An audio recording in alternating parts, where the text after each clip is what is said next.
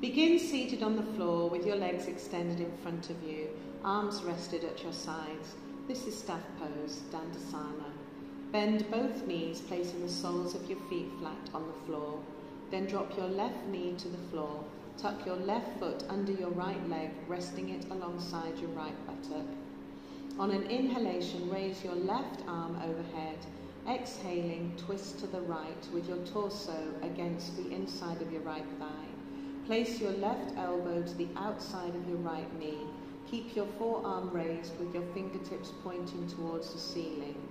To deepen the pose, you can lower the left forearm and hold onto the left knee. Reach behind your body with your right hand and rest it on the floor behind you. Spiral your torso around your spine from your tailbone to the crown of the head. With each inhalation, make your spine longer, and with each exhalation, twist a little deeper.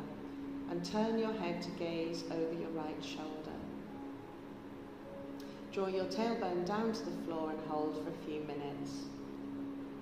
To release, exhale and unwind your torso and come back to center and extend both legs in front of you in staff pose again.